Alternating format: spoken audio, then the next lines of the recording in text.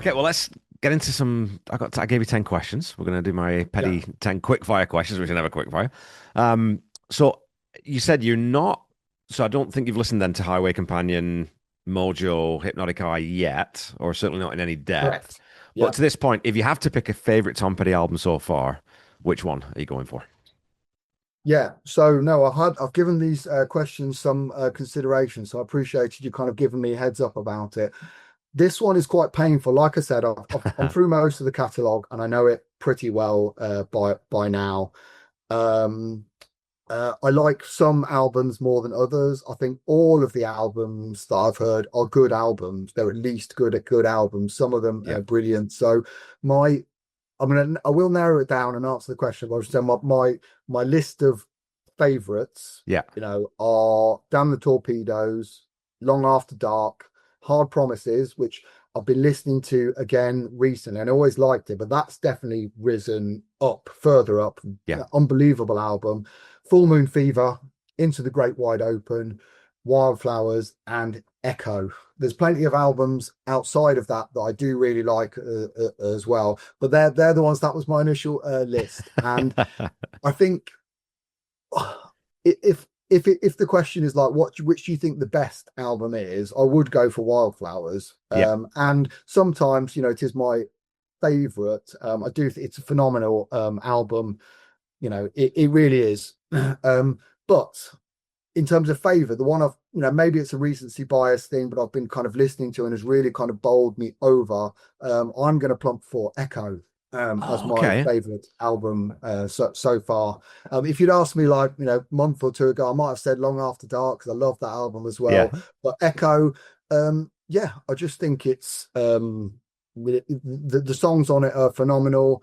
You've got Room at the Top, which and so the big songs on it, Room at the Top, Echo itself, the song, and One More Day, One More Night, yeah. if I've got that the right way around it. One more night. He says it. He's the title. I get confused because the title he says it differently in the song. But anyway, that song, those songs, kind of like one at either end of the album, one kind of in the middle, and then Swinging, Lonesome Sundown. Swinging is one as well. I didn't dislike it at all, but I didn't immediately take to it. And now I absolutely love that song. And they're Yeah. ones that the more I've listened to them, the more I kind of get into them. Accused of Love, I think, is a really lovely song. And Rhino Skin, I really like as well. And the whole album has got this. Also, I really like I Don't Want to Fight as well. And Mike's Moment on there as well. Very Yeah. simple song. I genuinely really I get a lot of pleasure from that song as well. But the whole album is like maybe not a whole album, but it's that I think with similar with Wildflowers, it's that there's an emotional depth to it, but it's that I'm fighting element to it as well, which Yeah. comes through, very literally in some of the songs as well. It's like this is a guy. It it feels like to me who's just absolute in the depths, on an emotional level. Certainly on Yeah. some of those songs, but he's still battling. He's still trying to find a way to kind of come to terms with it, and just emotionally, it really resonates with me. And particularly, One More Day, One More Night. I was listening to that song like I said, on my commute. I've got my headphones on. My headphones are basically glued to my head Yeah. when I'm out of the house. So I'm sure that's what people think. But yeah, so the end of my commute is from Birmingham New Street Station to the like to my office. So it's like 15 minutes walk, something like Yeah. that. And I was happened to be listening to this to One More Day, One More Night, and I was like, I I would say I was walking through this busy commuter street. I would say I was very close to just breaking down in tears because it Yeah. just hit me. It wasn't the first time I'd heard it, but there was something about it. Maybe it was the mood I was in or something like that. Yeah, man. Oh man, that is such a good song. So yeah, ultimately that is a long-winded way of saying my answer to the question. My favorite album at the moment is Echo. I love that. I mean, I think that thing that you're talking about there, that just that moment, right? I mean, you can listen to a song 50 times and you'd like it, but it doesn't hit you in that way. But that combination of where you are, how you're feeling that day, something might have happened, and just that momentary connection. To me, that's what music at its best. That's what it's about. Is that Yeah, connection, right? I mean, and it can be any song. It could be like an uplifting song. It could be anything. And I love when you're a music fan, you have those moments quite regularly through your life, right? Where a song will do that to you, and it can sort of. I remember definitely talked about this on the pod before, but maybe not even on the kickoff episode. I remember I was out running, doing one of my sort of long distance runs. I don't know, five years ago, or whatever. And I had my petty playlist, but I had it on shuffle, which I don't usually do.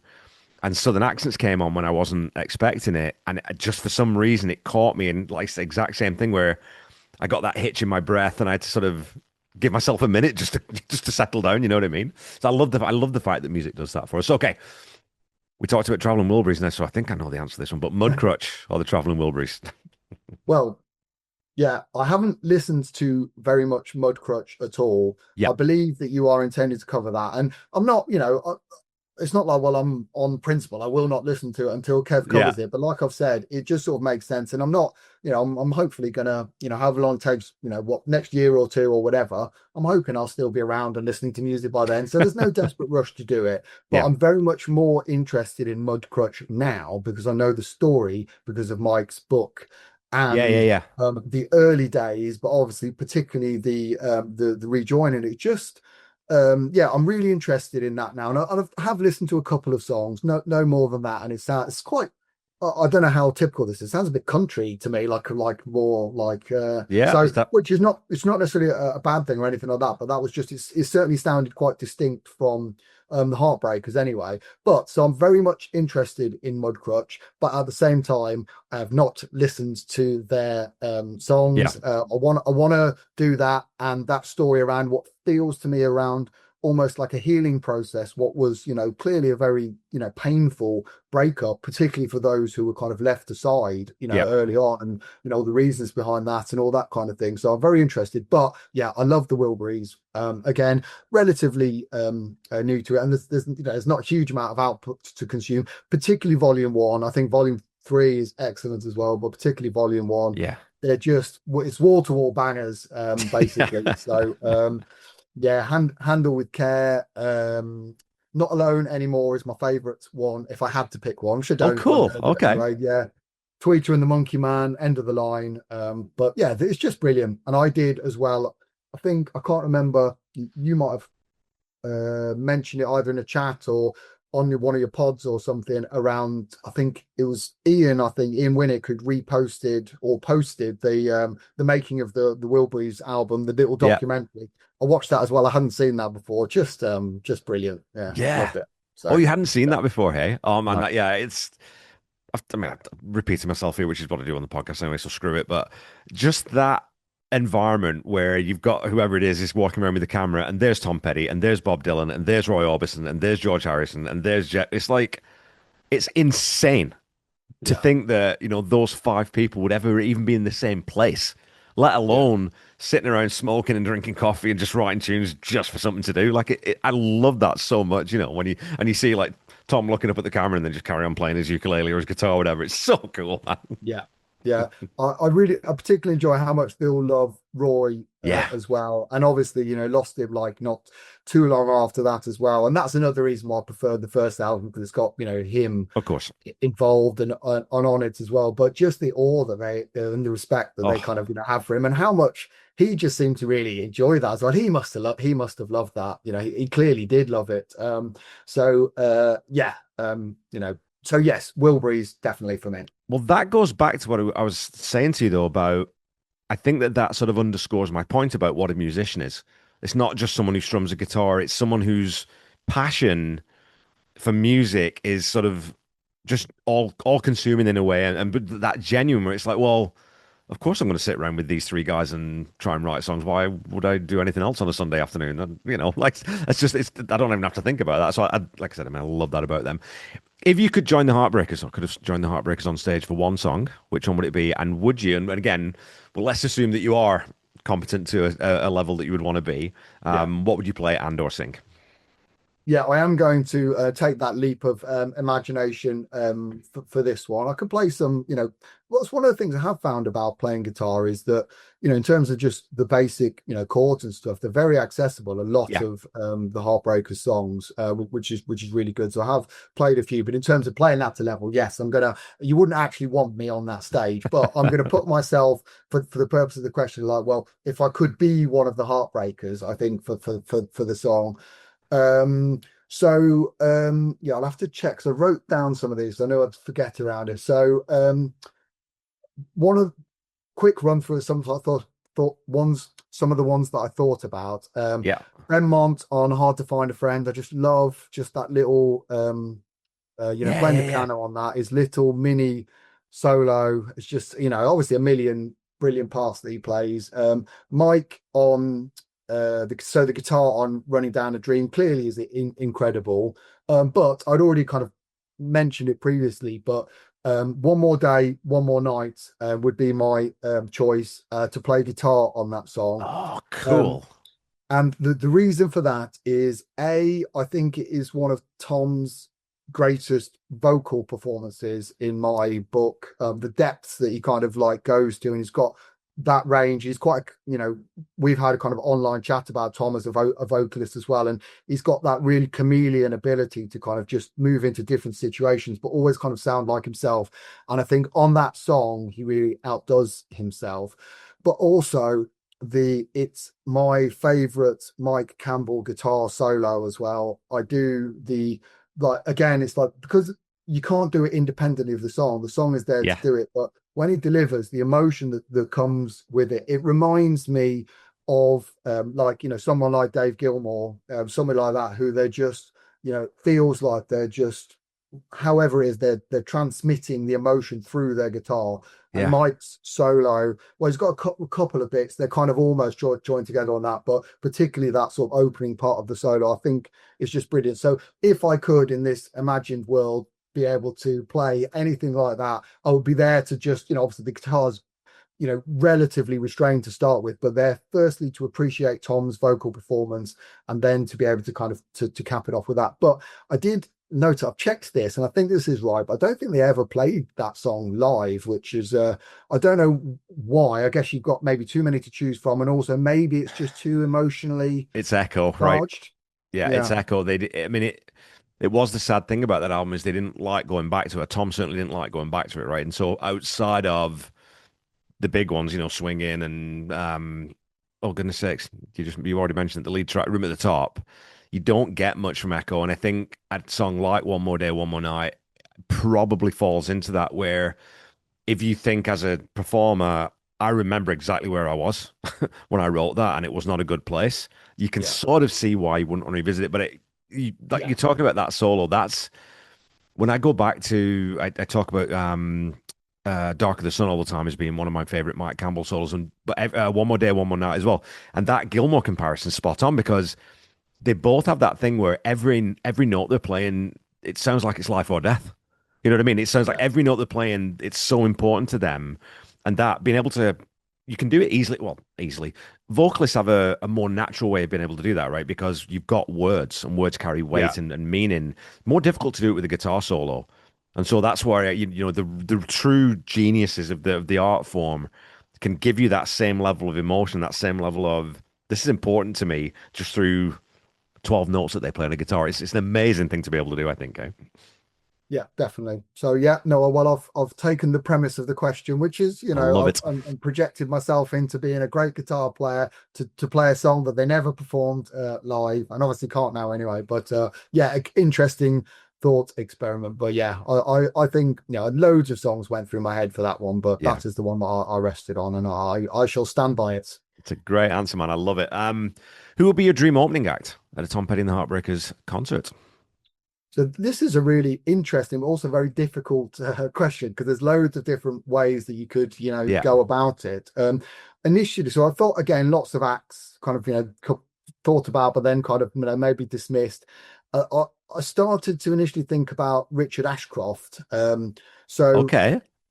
I don't know if, I know that most of your listeners are kind of North American, so I don't know how big Richard Ashcroft is or how well known, but he's the lead singer, the main songwriter from the lead singer, sorry, and the main songwriter from the band The Verve, who were like huge in the UK in the Yeah. 90s. And he went on to have, some big, solo hits as well. But the reason why I thought him is because you mentioned earlier about, I'm a big Oasis fan as well. I went to see Oasis Yeah. this year at Wembley. and Richard Ashcroft was the support act, and he was the second support act, and Oh, he was nice. phenomenal for just basically a lot of his songs, maybe around half of them, I'd say.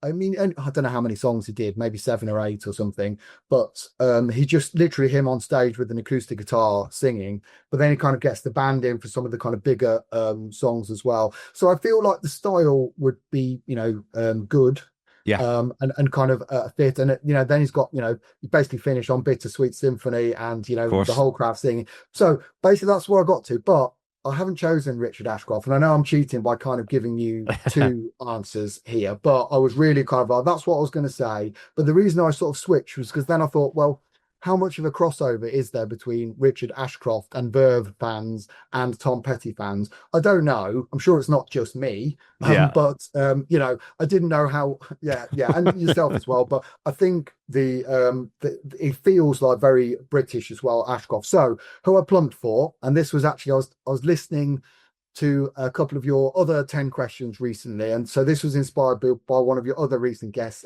Shine, who I yeah, think picked Bob Dylan. And I thought, oh, hold on, to support Tom, what I want is like, a big act that's going to complement the music, get everybody in the mood. So then you've got that kind of Wilburys connection. I don't know if anybody else has said this. It's either a bit left field or maybe just very obvious, but I'm going to say ELO are going to be the band to support Tom Petty and the Heartbreakers. nice. Obviously, fronted by, Tom's, kind of the friend and long-term collaborator, and just, they're great feel-good band. They've got hits. They could easily pick, however many you wanted for a support act, get everybody in the mood. They're brilliant, but they're not going to overshadow, Tom. Yeah, They're just setting it up for him to kind of, to take it to that next level. And maybe you could get a bit of, Jeff could yeah. pop in and, help out on a couple of songs. So I don't know. So that was what I went for in the end. Those are the ones I like. The idea that, because picking, I mean, Richard Ashcroft, I think would be great. And you know what? Like, I'm going to give you Richard Ashcroft's going to open. He'll do 7, 8 songs, and then ELO's going to come on, and then Tom Petty. Because that's a good set list. I like that set list, and I think that one of the great things about going to see an artist is sometimes you do discover a band who opens. You think actually these guys are quite good. I like these guys, right? But yeah, that cross pollination is the stuff that I always think is super cool because that's, if ELO's coming out, they're going to do a couple of Wilbury songs. Tom's Yeah. going to come out or Jeff's going to sit in on something from Full Moon Fever. He's going to sit in on Free Falling or whatever it might be and put some backing vocals on there, right?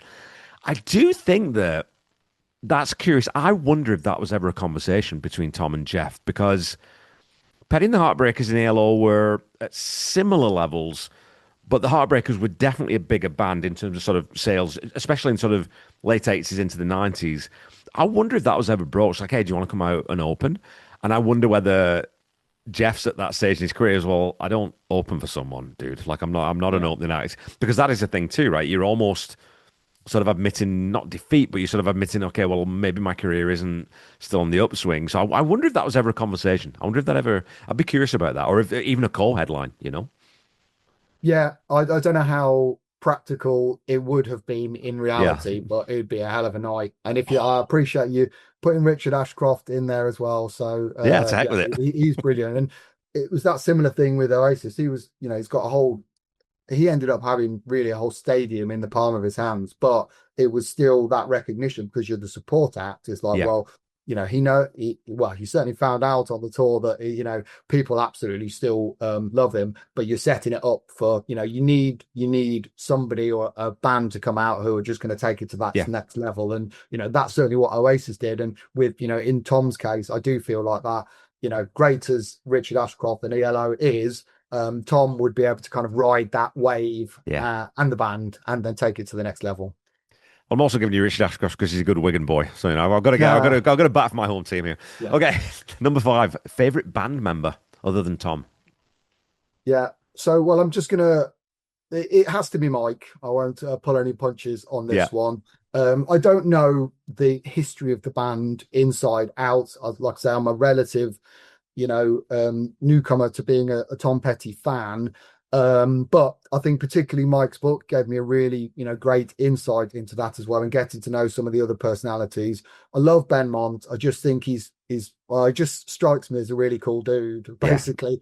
And what I was struck by actually listening to the book was how in awe of him Mike was, his musicality, and how basically everybody was. And it was Yeah, like out of everybody that, he's kind of worked with, it was Ben Mont, the one that he was like, he just was genius, out and out genius is was Mike's view. And yeah, clearly he's a great player, but it's interesting that somebody at Mike's level and having yeah, worked with him for that long, then Mon was the one that he really kind of picked out as being at that extra level yeah, again. So, and I just love, I think the bits that Benmont adds, see, it take a long time to go through them, but just the bits that he adds in the songs, the parts that he plays, and like you've said, and I've heard you say many times, well, I'll talk about Mike as well, playing for the song. That's what Ben Mont yeah, does. But yeah, predictably, it has to be Mike. I liked him anyway as a guitarist, and for the bits that I knew about him,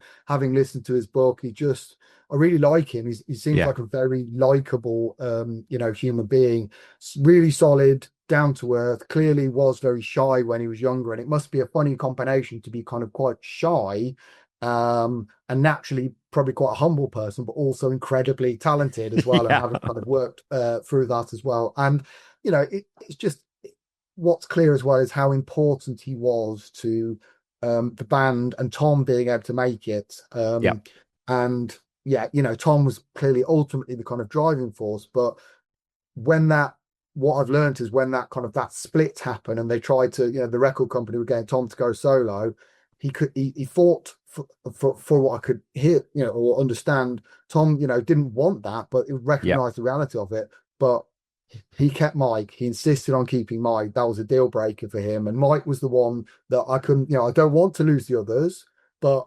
okay, that's the direction we're going. But give me Mike. He needed Mike. yeah, So really kind of respect to him from that. And clearly there, Mike contributed a lot in terms of songwriting. Over and it was interesting again to learn around how he did that. They didn't write songs together. yeah, Mike kind of wrote the music and and sort of recorded it and everything. And they gave it to Tom, and then Tom would sometimes turn that into a song, yeah, and sometimes he kind of wouldn't. But Mike was just really prolific and kept doing that. And it was interesting that Mike was. I don't know if jealous is the right word, but there seemed a little bit of that when he found, oh, I've been working for Tom for however many years, and then we've never sat down and written songs together. Oh, here's Tom sitting down with Jeff Lynne, and they're yeah, just writing songs together now. yeah, So, but he accepted it. He clearly wasn't always, I wouldn't say treated in the right way, but there was a hierarchy, clearly of and course. understandably. But Mike just seems like a really solid stand-up guy, and I think again, as I've heard you mention, I think it's um, a good point. He could have done other things, certainly when he got to a certain level, but he Yeah, wanted to stay with Tom. He loved Tom. He loved the band, and the end of the book, and probably because it was an audio book as well, when he's talking about he's basically directly talking to Tom. yeah, And talking about how he feels about him, his voice is kind of breaking a little bit. I found that really moving as well. And for someone like Mike, he's not a guy who allows himself to kind of be perceived as like outwardly emotional. yeah.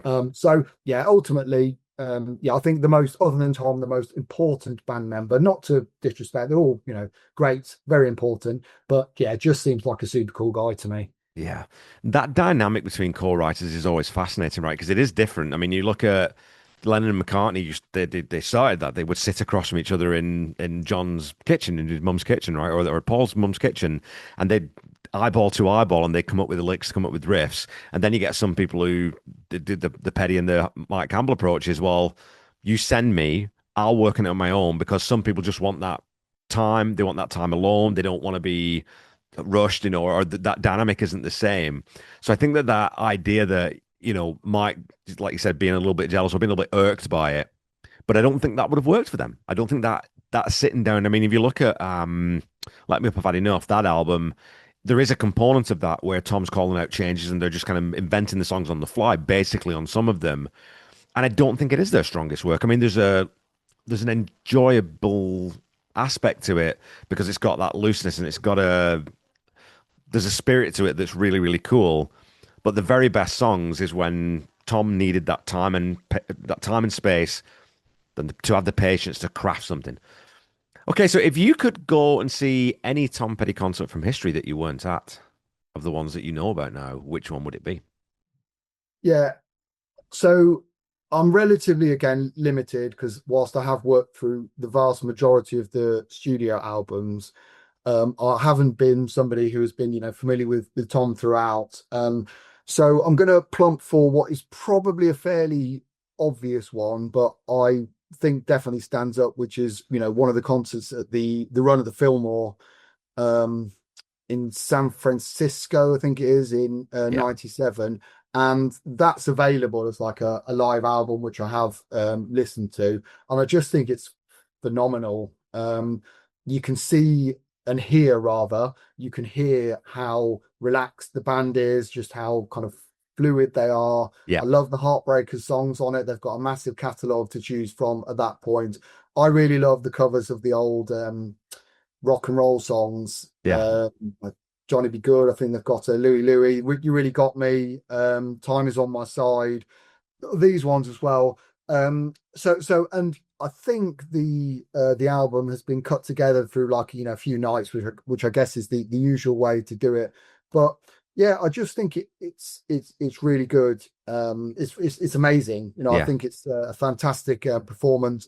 And so there's partially, well, I don't have that many, options which I'm familiar with to pick from, but I would, oh my God, I'd have such a good night kind of going to that. And also as well, the kind of the icing on the cake for me, the version of American Girl, that the one they put out on that yeah, is just unbelievable. They've kind of like reinvented the song, which I personally would say I wouldn't I wouldn't get maybe try and be upset people by saying that it's better, but I think it stands alongside the studio version of that song.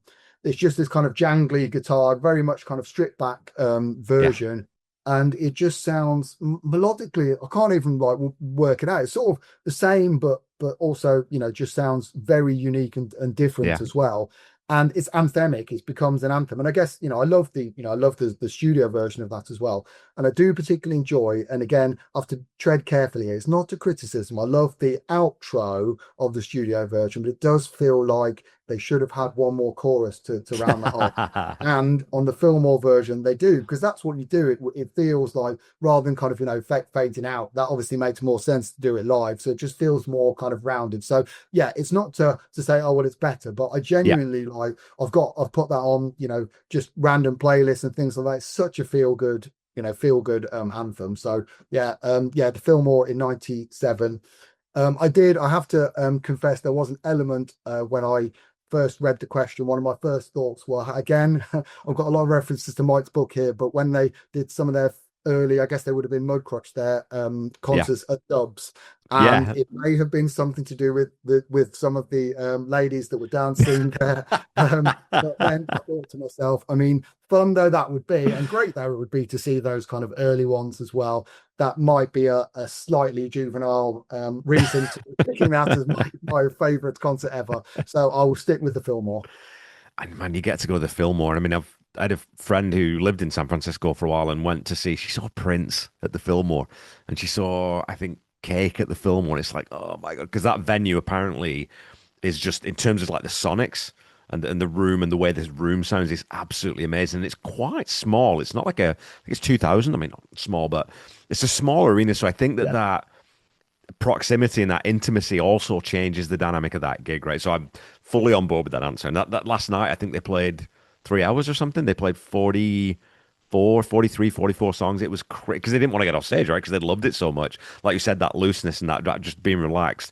Because when you do a 20 night run at a place, if you do a residency, you know that you're going to, like they've said, right? They know that you're going to get people who are going to come to 3 or 4 of those nights. So you're going to change up the set list lots. And so digging into that back catalogue and being able to play all these things that you wouldn't do on a greatest hits tour. On the 40th anniversary, they're really limited on, we're going to do these 18 songs and that's the set. In the Fillmore, all bets are off. Well, okay, we're sitting around backstage. Does everyone know this song? Yeah, okay, well, we'll play it then. And you've got Ben Mont, this amazing musician. He can call the changes. If anyone's got any worries, he can cue everyone in and he knows what's going on. So what a band, man. And like I said, it really shows how good a band they were, I think. So great Yeah. answer. Okay, Walls Circus, or Walls number three, which is your favorite version? Circus for me. Yeah, I don't have like sort of long-standing attachments. I love the song, love both versions. yeah, one of the songs like She's the One. It's another really good album. I didn't have it on my top tier list, but it's a really really good album. Yeah. And yeah, it's a brilliant song, and it's another one I have learned to sort of strum on the guitar and sing along to it in my own special way. Yeah. And yeah, I mean, I think again I've heard other people say it, but it's the obvious thing. I don't have an issue with the kind of the production of it, which I know some people do. I feel like the emotional content and the weight still comes through anyway. Yeah. But it's the Lindsey Buckingham, sort of harmonies and the work that he does on it. It does elevate it to another level. Just on a the how melodic that is. Yeah. I think that's pretty special. So I like both versions, and I would not strongly argue with it either way. But it's Circus for me.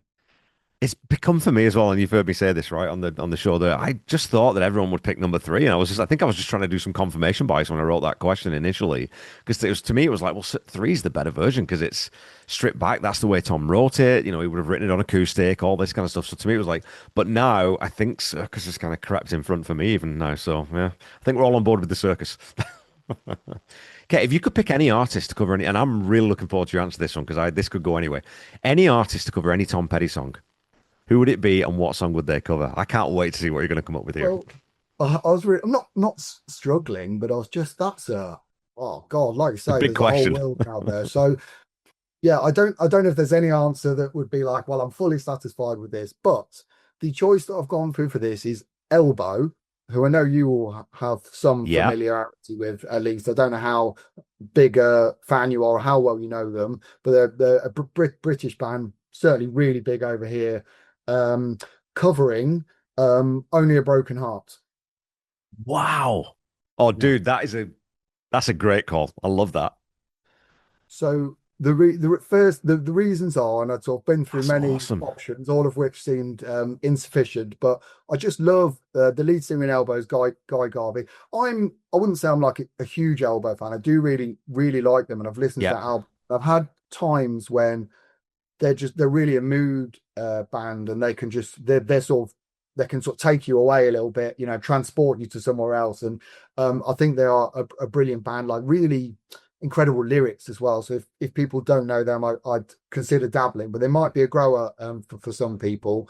But I love Guy Garvey's voice. I just think he's got a real unique quality to it. Yeah. And the reason why I kind of ended up kind of picking this one, or picking Elbow particularly, is I heard, and again, I think it was posted by, might have been Ian, might have been somebody else in our Discord chat, but Elbow have done a brilliant version of Golden Slumbers by the Beatles. And that is Yes. a very delicate song as well. And, there's emotional depth to that as well. And it's just really gentle and tender. And I think it allows Guy's voice to sort of come out. And I'd love to hear them do something similar on Only a Broken Heart. And for me, that song, it was really the song that fully cracked open, like, okay, I'm really liking Tom now. I love Tom, love the Heartbreakers, but it was the one that was like that really captured me. And I was like, if they can do that song, like for whatever reason, when I was listening to Wildflowers, that was the one that really kind of stuck out to me. And it's just a heartbreaking song Yeah. for me. So I really like the song, and it's a delicate little song. There's a nice little, I don't know if it is acoustic, but acoustic-y kind of like little guitar solo in it as well. That I feel like that would be right in Elbow's kind of street. I don't know what the guitarist's name is in Elbow, but he can Yeah. play. So yeah, that was my answer. I would genuinely like to hear that version. That's a great call. I mean, again, you're knocking this out of the park, dude. I mean, people who don't know Guy Garvey, the one that I sort of send people to sometimes is that duet he did on Fickle Flame. I can't think of the guy's name who he duetted with, because those two voices in tandem are absolutely amazing. And Guy Garvey, like you said, he's a great songwriter.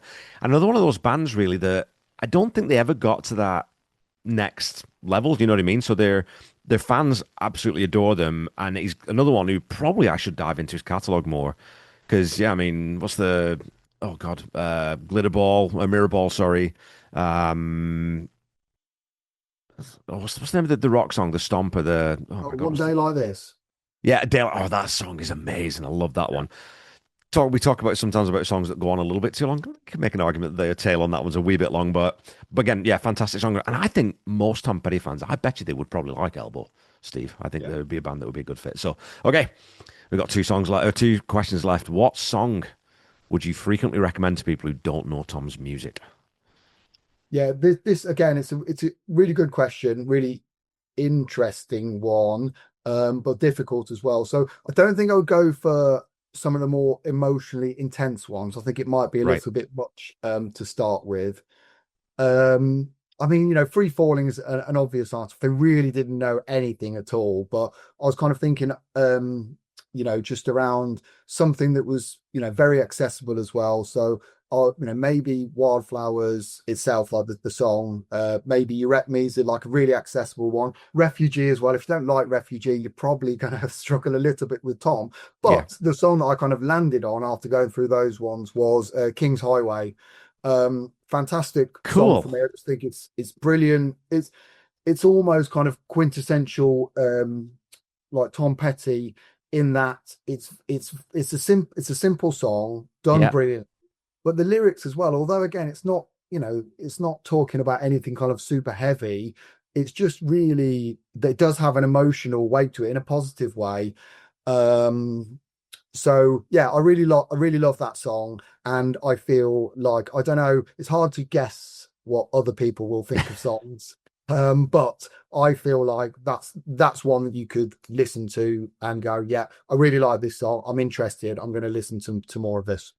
I think you're right because it's got a bit of everything, right? Like it's a pop song, right? And it's a rock song, obviously, but it's a pop song as well. So and it's what 3 minutes 40, something around there. It's quite tight. It's got a bit of guitar in there. It sounds like the Heartbreakers. It's from that period where it's got a flavor of Full Moon Fever. So if you like that song, okay, well then I'll give you Free Falling, Running Down a Dream, Go Listen to Full Moon Fever. So it's got that accessibility, and yet it's also got that little twist that Tom, like King's Highway, like what is that? Is that an actual thing? Is that a road? Is that a place? Is that so you've got that little thing and there's all and it's a great tune. So yeah, another good pick, man. I love it. Okay. Describe Tom Petty in 3 words. Okay, God, this I've agonized over this a little bit as well, because that's quite a responsibility. Describing in 3 words. So um I wanted to include underappreciated in it, because I do think fundamentally, if I was going to say one word, that would be it, because we've talked about how little, he's massive, as you can't say, he's a huge like worldwide star, but Yeah. I do feel like I can't understand why more people don't know him, know the band, know the catalog, but I couldn't really get the right combination. So what I've settled for is Force of Nature. Oh, nice. They're my 3 words. And again, I've you know referenced it quite a bit, but it's really been inspired by Mike's book, and it's clear the way Mike viewed Tom was it had this kind of magnetic power about it, particularly when they were like in the younger days. But I think it kind of carried through, and like almost an inevitability when they were poor, they had nothing, they were struggling, all these kinds of things. And the whole band gambled everything basically on Tom. Yeah. Financially, socially, they traveled across the country. It was what made that kind of that breakup of kind of Mudcrutch, as it was, kind of, really hard. They'd all put everything into it. And, so, but, you know, Mike's view, which I'm kind of taking, was that actually he felt that Tom could almost, and I don't mean any kind of magical way, but he could almost like bend reality to his will. That's how it felt to him, because he had this presence, this charisma, and this belief in himself, that he was going to do it. And he was that good. He was that good. But, one way or another, yes, as it worked out, with the Heartbreakers, you can say in hindsight, that was perfect. And it's not as, Tom needed the Heartbreakers not to be, a great, well-known artist, but he needed them to become what he became. But it was that feeling of like inevitability around him, and he could just, make it what it, he could like make.